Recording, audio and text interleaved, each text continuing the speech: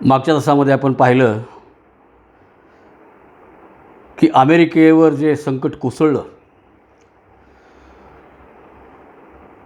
त्या संकटात संबंध जगभरातल्या उलतापालती ज्या आहेत त्या लेखकाच्या डोळ्यासमोरून गेलेल्या आहेत. आणि हे सगळं घडत असताना पुन्हा गांधीजी अवतरतात. याचा पुढचा भाग आपण पाहूया. आता दूरदर्शनच्या पडद्यात म्हणजे अख्खी दुनिया त्यांना पाहत असणार लाईव्ह. त्यापेक्षाही भयानक म्हणजे गांधीजी तिथे दोन्ही पायावर बसून हात पुढे करून चोळत शेकत होते. वर्ल्ड ट्रेड सेंटरच्या आगीचा नंतरच्या अव्याहत निकाराचा असा उपयोग आणखीन कोणाला सुचलाही नसेल. गांधीजी, तुम्ही हे काय करताय? न राहून मी ओरडलो. भयंकर थंडी वाजते रे, हुडहुडी भरली आहे. म्हणून काय माणसांच्या चरबीच्या जाळावर शेकताय? सारी दुनिया बघतीये. ओरडू नकोस बाबा. ऊब पाहिजे असेल तर काय जळतंय याचा कोण काय विचार करणार? फारच भयंकर होतं.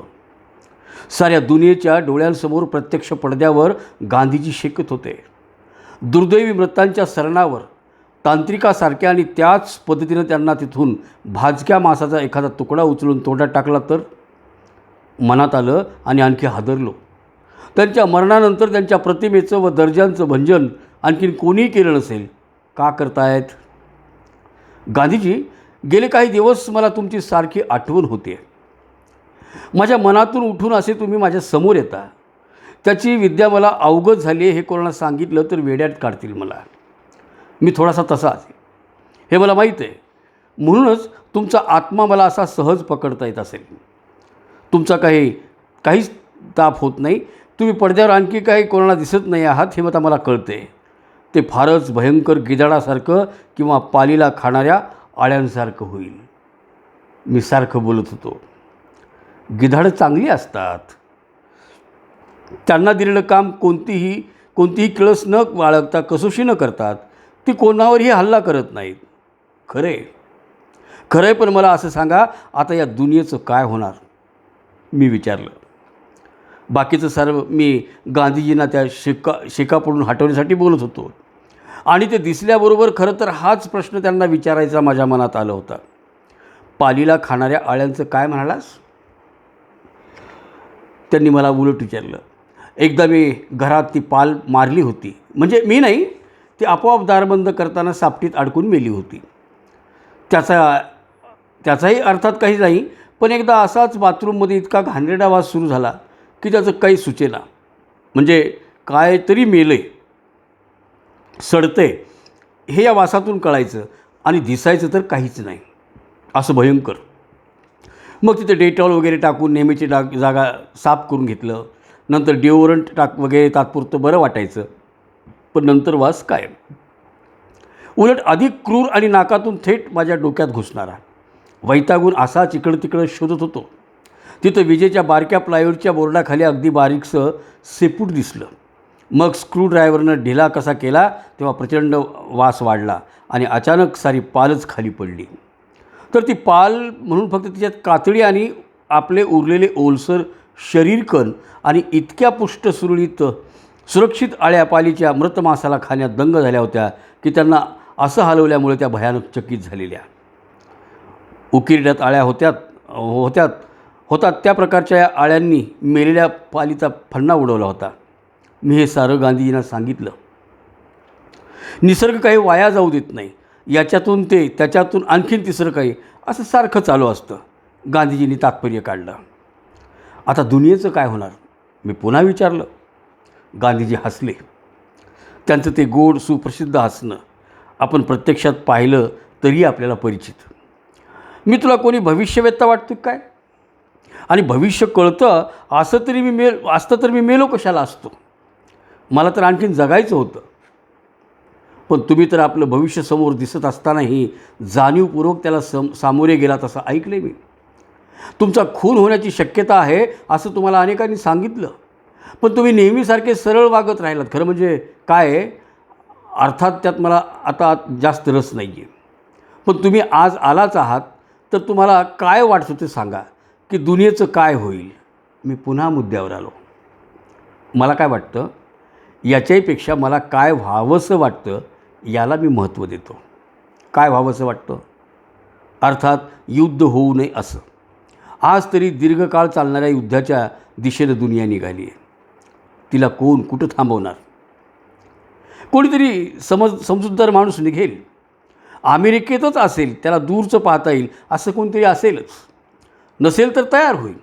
संयमानं वागणं अमेरिकेसाठी फार आवश्यक आहे. दहशतवाद्यांनीसुद्धा याचा विचार करायला पाहिजे होता. माझ्या म्हणण्यावर गांधीजी काय म्हणतात, अमेरिकेनं तो जास्ती करायला हवा होता. सर्वात जास्त शक्तिशाली असणाऱ्यानं सर्वात जास्त जबाबदारीनं वागायला हवं. असं कसं होईल गांधीजी? बाकीच्यांनी त्यांचे मनके ढिले करायचे, त्यानं मात्र संयम पाळायचा. तुमचं आपलं काहीतरीच असतं. कोणालाच पटणार नाही आहे. अमेरिकेत सारी युद्धाच्या गोष्टी बोलत आहेत. पूर्वीही तुम्ही म्हणे ब्रिटनला सांगितलं होतं जर्मनींना कितीही बॉम्बवर्षाव करू देत, ब्रिटिशांनी त्यांचा अहिंसेचा मार्गानं प्रतिकार करावा. माणसांच्या आंतरिक बळाला कोणतेही बॉम्ब संपवू शकत नाहीत. माणसाच्या आंतरिक बळाला कोणतेही बॉम्ब संपवू शकत नाही आहेत. आजही मी तेच सांगेन. मी कोणाला? आणि बॉम्बमुळं माणसं मरतात. गांधीजी, आता तर फार तर शक्तिशाली अस्त्र आहेत. मेल्यावर कुठलं आंतरिक बळ उरणार? उरलं तरी त्याचा काय उपयोग? मी समूहाच्या ऊर्जेसंबंधी बोलत होतो. कोणत्याही समूहाची आंतरिक ऊर्जा, भावनिक ताकद संपवता येत नाही. ती त्यांना दिसली तर. माझं म्हणणं आजही कायम आहे. अमेरिकेनं स्वतःशी खूप विचार करायला हवा. तिने तात्पुरते, अर्धवट व स्वतःपुरते निर्णय टाकले पाहिजेत. मुळात त्यांनी दुनियेकडे भयंकर दुर्लक्ष केलं आहे. तात्पुरत्या फायद्यासाठी प्यादी म्हणून माणसं उभी केली. ती डोईजड झाली की त्यांना संपवायच्या. त्यासाठी आणखीन कोणाला तरी उभं करायचं. हे सगळं कुठंच थांबत नाही, थांबवता येत नाही. अमेरिकेने दुनियेला, इतर गरीब देशांना, तिथल्या माणसांना माणसासारखं वागवलं पाहिजे. त्यांना आपल्या उपयोगाच्या वस्तू म्हणून वागवता कामा नये. सगळ्यांच्या किमान गरजा भागतील अशी दुनिया निर्माण करणं अमेरिकेच्या फायद्याचं आहे. दुनिया असली तरच अमेरिकेचं असणं सुखकारक जगणं उरेल. माणसांच्या स्वाभिमानाला दुखवूनही कोणालाही, कोणत्याही समूहाला सुखानं जगता येणार नाही. माणसं दहशतवादी होतात. स्वतःच्या जिन्याला पदार्थ म्हणून हल्ले करतात. हे काय आहे? का होते हे? दहशतवादी लक्ष ठेवून वेधून घेण्यासाठी काहीतरी करत असतात. ते मोठ्यांदा ओरडून आपल्याला सांगतात, हा माझा प्रॉब्लेम आहे, माझ्याकडे लक्ष द्या. नुसता फायदा तोटा असणं माणसाच्या व्यवहारात पुरत नाही. दहशतवादी माणसाच्या प्रतिष्ठेची मागणी करतो. स्वतःसाठी स्वतःचा बळी देतो. बाकी निरपराध माणसांना मारतो. त्याचा रस्ता चुकीचाच आहे. पण तो तसा का होता याचा विचार अमेरिकेने सगळ्यात जास्त केला पाहिजे. दहशतवादाचा भावनिक मुद्दा महत्त्वाचा आहे. त्यांना मारून दहशतवाद संपवता यायचा नाही. मग माणसांना दहशतवादी व्हायला लागू नये अशी परिस्थिती निर्माण करायची. म्हणजे काय करायचं? माणसांना माणसासारखं वागवायचं. हे फार लांब पल्ल्याचं झालं. त्यांचा प्रश्न आजचा आहे, आत्ताचा आहे. मी म्हणतोय ते आजच, आत्ताच आणि लांब पल्ल्याचं असं सगळं आहे. पण इतकं असं माणसाशी माणसासारखं वागणं, तुम्ही म्हणता आज ते कोणालाच शक्य नाही आहे. सगळं खूप बदललं आहे. आता कोणाचंच आतडं कोणासाठी तितकं तुटत नाही आहे.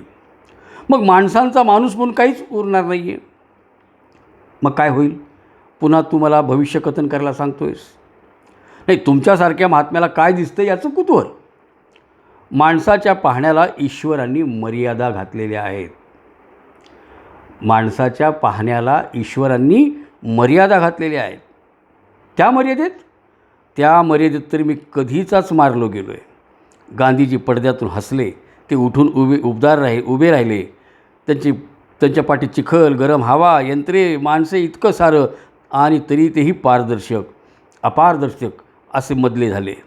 आता निघायच्या बेतात दिसत आहे. मी म्हणालो, ह्या वेळेला तू माझं असणं स्वीकारलंस हे बरं झालं. मला माझ्याच असण्यासंबंधी संभ्रम आहे. काही नाही रे. आपलं असणं, नातीगोती, संबंध, आपला भूतकाळ अशा सकटच असतो.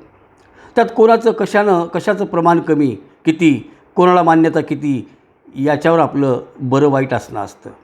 माणसांची भाषा, संस्कृती, मूल्य हे सगळं असतं तरी काय. अशीच सगळी माणसं असतात, खुणा ठेवून वाहत आलेल्या पिढ्यानपिढ्या. त्यातली एक खून मी आहे, मग मी नसेन कसा? बाकी कोणाला कसं दिसत नाही? दिसतं. प्रत्येकाला दिसतं. प्रत्येकाची नजर वेगळी, उजेड वेगळा, प्रत्येकाचं पाहणं वेगळं. असं अनेकांचं पाहणं एकत्र आलं की समजतदारीचा मोठा उजेड प्रकट होतो. तो संस्कृतीचा उजेड. त्यात गांधी वगैरे निमित्तच फक्त, नगण्य मन हवं तर. गांधीजी नथुरामांना फार चांगली गोष्ट केली, तुम्हाला मारलं. तुमचं असं तत्त्वज्ञ कोणाला फारसं पटलं नसतं. तुला असं वाटतं खरंच? तुम्ही म्हणता ते पटतं, ते मला पण माझंच म्हणणं वाटतं, तो काही प्रश्न नाही आहे. गांधीजी विचारतात, मग संपलं की हेच उरलं. बुद्धा महावीरापासून सगळेच असतात आपल्यात, कमी अधिक प्रमाणामध्ये. वेगवेगळ्या प्रकारानं अमेरिकेतसुद्धा असतील, नावापेक्षाही सत्प्रवृत्तीची प्रतीकं म्हणून. त्यांच्या असण्याचा उजेड आज सगळ्यात जास्ती आवश्यक आहे. त्यासाठी काय करायचं? भेटायचं, बोलायचं. पण तुमच्यातली ऊर्जा तर फिकट झाली, तुम्ही पारदर्शक होताय. ऊब कमी झाली, ती घेतली पाहिजे. कलिंगच्या युद्धात अशोकाला ती मिळाली, म्हणूनच ना बदल झाला त्याच्यात. आपण इतिहासातून शिकलं पाहिजे. हिंसेच्या आधीचं बळ त्यातूनच मिळणार ना. गांधीजी आणखी पारदर्शक होत म्हणाले, मी आहे, तुला पटतंय ना? हो.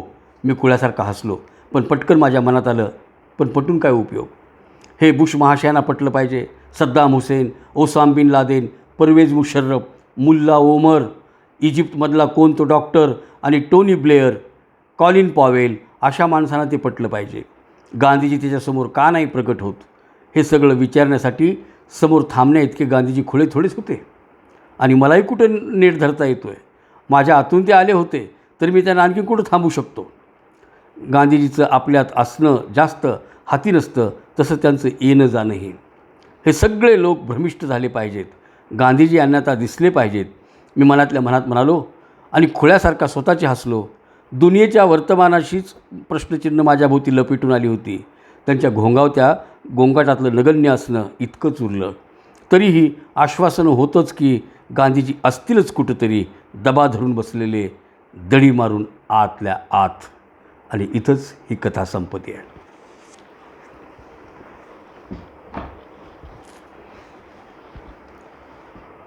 मित्रहो, रंगनाथ पठारे यांच्या या कथेमध्ये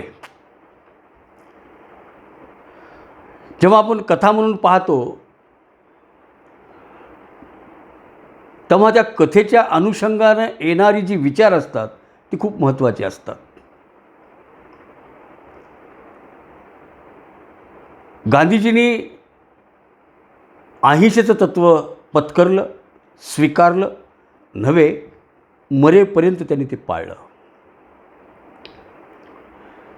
ज्या देशामध्ये बुद्ध झाले, महावीर झाले, ज्यांना शांतिदूत म्हटलं जातं, अशा देशामध्ये अलीकडच्या काळामधला आणखीन एक अहिंसावादी महापुरुष म्हणून आपल्याला गांधीजीकडे बोट दाखवावं लागतं.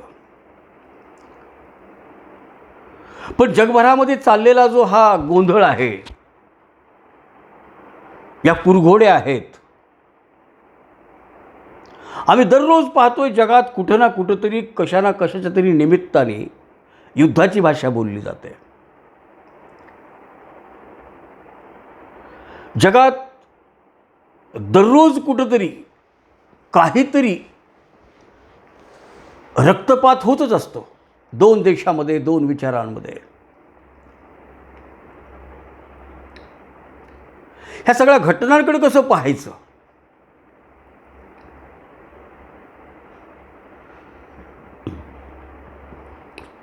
कथाकारांनी अनेक देशांची नावं घेतली, अनेक त्या देशातल्या नेत्यांची नावं घेतली. काय वाटते, गांधीजी जर असते तर त्यांना काय वाटलं असतं? अशी एकच मध्यवर्ती कल्पना या कथालेखनाचा उद्देश आहे.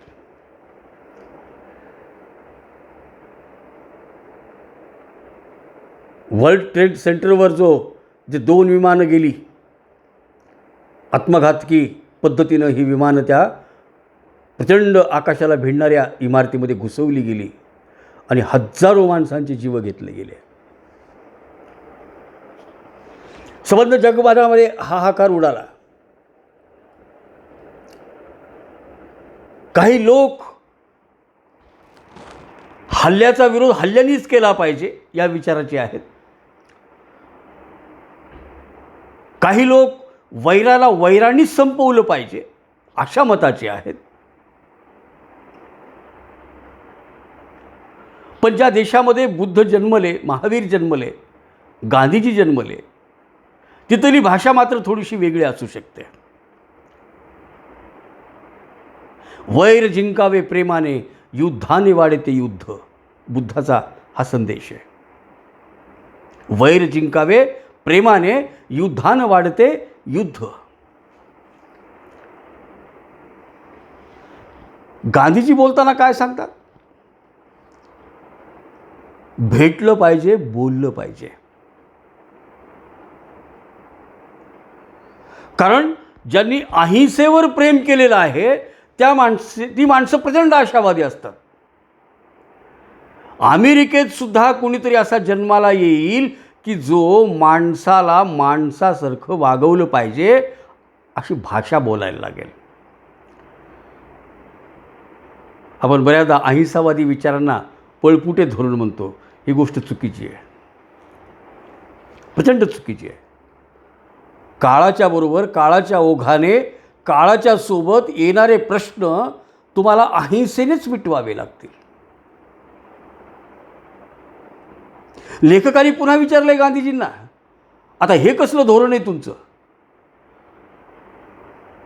जेव्हा हे वर्ल्ड ट्रेड सेंटर पाडलं गेलं, विमानं घुसवून निपात केला त्या इमारतींचा, आणि तुम्ही आता शांतीची भाषा, अहिंसेची भाषा बोलताय. आणि कोण्या देशात घडलं हे? अमेरिकेत, जो पूर्ण जगाच्या कारभारकीची भूमिका आपल्याकडं घेतो असा तो देश. तेव्हा गांधीजी म्हणतात की होय, त्याच देशाने हे सुद्धा पत्करायला पाहिजे. काय पत्करायला पाहिजे? की कुणालाही हस्तक बनवू नये. आपल्याला माहीत असेल गोष्ट की पाकिस्तानला, आपल्या शेजारच्या राष्ट्राला, अमेरिकेने अनेक वर्ष शस्त्रासाठी खूप मोठमोठ्या रकमा दिलेल्या आहेत, अनेक वर्ष सातत्याने. का बरं? की भारताचे पाये असे बांधले गेले पाहिजेत, गुंतवले गेले पाहिजेत. आणि अमेरिकेनं जगभरामध्ये अशा पद्धतीनं वर्तन केलेलं आहे. अनेक देशांमध्ये त्यांनी आपलं सैन्य पाठवून दिलेलं आहे आणि तिथल्या परिस्थितीला आणखीन भडकवण्याचा प्रयत्न केलेला आहे. म्हणून अमेरिका ही जर मोठी असेल, सामर्थ्यवान असेल, तर अमेरिकेच्या हे लक्षात यायला पाहिजे की जगभरातल्या सगळ्या लोकांकडं, माणसांकडं माणूस म्हणून त्यांना पाहता आलं पाहिजे.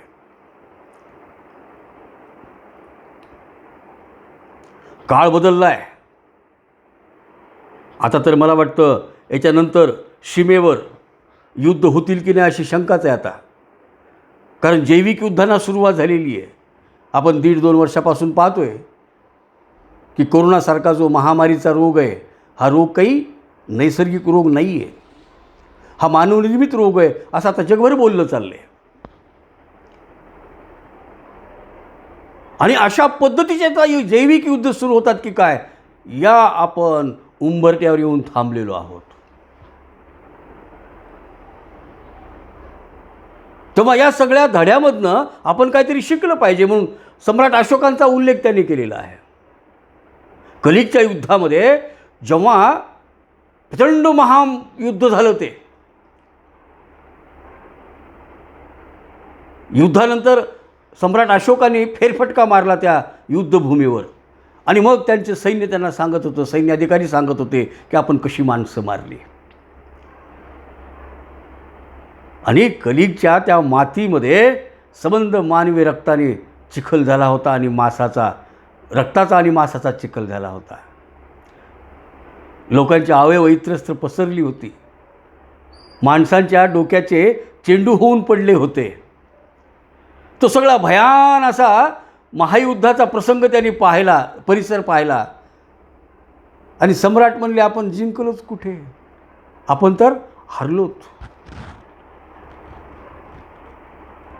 सैन्याधिकाऱ्याला कळलं गेलं. ते म्हटले, नाही नाही महाराज, आपण जिंकलोत. ते म्हटले, जिंकलात काय तुम्ही? जर माणसं जिवंत नसतील तर तुम्ही राज्य कुणावर करणार आहात? हे डोंगर, ही माती, ही झाडं, ह्या नद्या, हे सुळके पहाडांचे, याच्यावर तुम्ही राज्य करणार आहात. माणसं जिवंत पाहिजे. आणि म्हणून खऱ्या अहिंसेला जगभरामध्ये पसरवण्याचं काम नंतर कलिकच्या महायुद्धानंतर सम्राट अशोकाने केलं. त्यांचा उल्लेख करतात गांधीजी. आता हे सगळं घडून यायला लागले. मानवी निपात भूतलावरचा, पृथ्वीतलावरचा हा निश्चित होऊ लागला आहे. तेव्हा फक्त एकच तत्त्व पत्करलं पाहिजे की माणसांनी माणसांना माणसासारखं पाहिलं पाहिजे, माणसांसारखं वागवलं पाहिजे. हे अतिरेकी निर्माण का होतात? हे नक्षलवादी निर्माण का होतात? आम्ही त्यांच्या प्रश्नाकडे वेळोवेळी लक्ष देत नाही. त्यांना बोलायला आम्ही थांबत नाहीत, त्यांना वेळ देत नाहीत, त्यांना समजून घेत नाहीत. म्हणून ते आपलं लक्ष विचलित करण्यासाठी या आतंकवादी कारवाया करत असतात. आणि मग नंतर आपण काय म्हणतो की ही माणसं जी आहेत ही बिघडलेली आहेत, बंदुकीला उत्तर बंदुकीनेच दिलं पाहिजे. पण हे साफ चुकीचं आहे. अहिंसावादी तत्त्वज्ञान असलेल्या या मातीमध्ये, या भारतामध्ये गांधीसारखा अलीकडच्या नजीकच्या काळातला एक शांतीदूत त्याचं मत जाणण्याचा प्रयत्न कल्पनेतून केलेला आहे की आज काय वाटत असेल गांधींना हे सगळं पाहून. कारण माणसं मरतात, महात्मे मरतात, महापुरुष मरतात, संत मरतात, काळाच्या ओघात सगळेच मरतात. हे जरी सगळं असलं तरी त्यांचं तत्त्वज्ञान आणि त्यांचे विचार हे कायमस्वरूपी जिवंत असतात. आणि हे कायमस्वरूपी जिवंत असणारी तत्त्वज्ञानं जी आहेत ती आम्हाला सांभाळता आली पाहिजेत. कारण भावी पिढीला जर आम्हाला एक आनंदीमय असं वातावरण द्यायचं असेल तर आम्हाला याचा विचार करणं अत्यंत आवश्यक आहे. आम्ही मिळवलेलं ज्ञान जगाच्या विनाशासाठी, माणसाच्या विनाशासाठी जर आम्ही वापरत असू तर येणारा काळ आम्हाला माफ करणार नाही आहे.